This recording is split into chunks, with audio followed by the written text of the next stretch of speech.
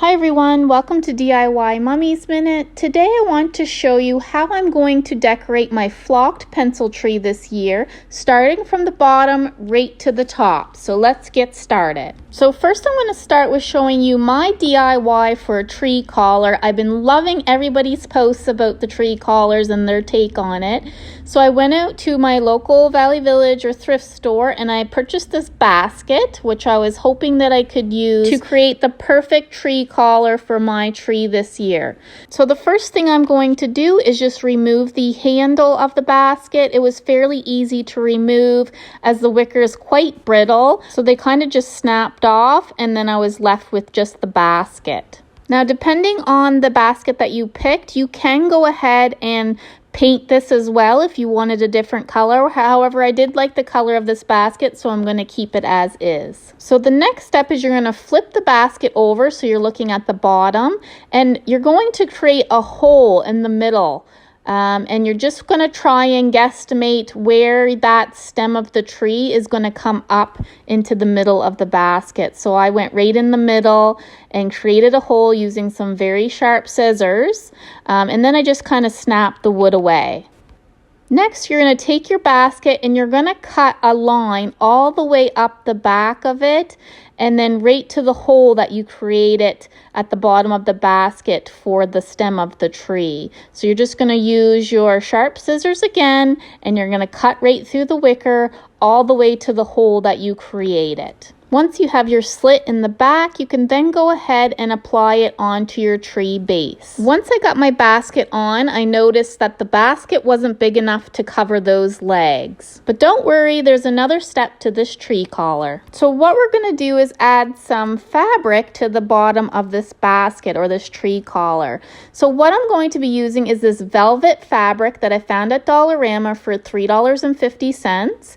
You could also use a scarf. I found this beautiful buffalo plaid there that would look really nice as well, and Dollarama has a really good selection of scarves this year, so it should be fairly easy to find the perfect fabric for around your collar that's going to match your decor this year. So I'll be using this forest green velvet.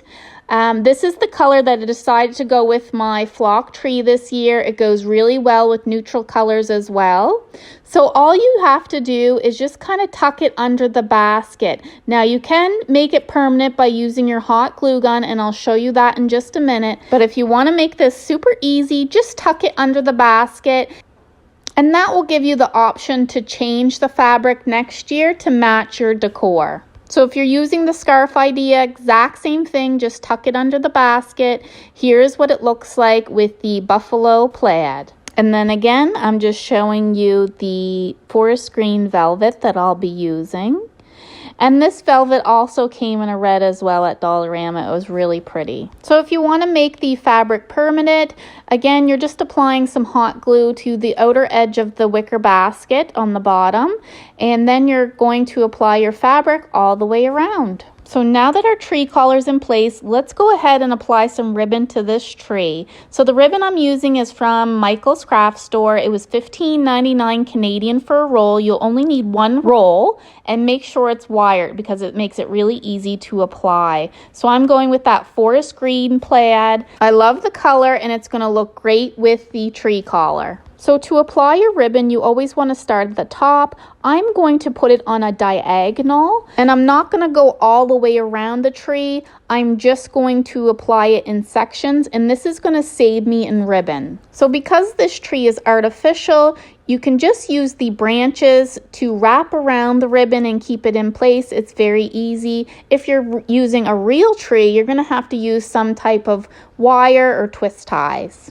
So once you apply your first diagonal, you're going to apply your second piece at the end of the first and go in the opposite direction. And you go all the way down the tree following the same pattern. Once you get down to the bottom, you're going to go back up to the top, and you're just going to go a couple inches from where you started the first time and do the same method in between the already placed ribbon. And this will give your tree that fuller look. So here is a close-up of the design, and I just wanted to show you where I took the branches of this artificial tree and I'm wrapping it around the ribbon to keep it in place. Very easy to do with no added supplies. The next step to my tree is I'm going to add some additional greenery just to give it some different green tones.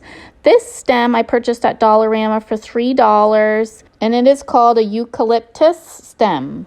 So you're going to take a pair of wire cutters and you're going to cut off each branch, and you're going to use about 3 stems. So you're going to place each branch in between your ribbon. And the stems are wired, so you can bend them a little bit to fit the shape of your tree. Once your greenery is applied, you can then go ahead and get some ornaments ready. So I'll be using these twist ties that I found at Dollarama. I use it with a lot of my crafts. It's very handy. And I'm just going to make these clusters. They're all over social media. You just take the wire, weed it through 3 ornaments, and twist it onto your tree. It's that simple, and it creates a great effect, and it's really filling for those spots that need to be filled on your tree. If you don't have the twist ties, you can also use pipe cleaners. I've seen them work as well. I'm also adding some white ornaments along with the gold. These ornaments were all purchased at Dollarama, very budget friendly.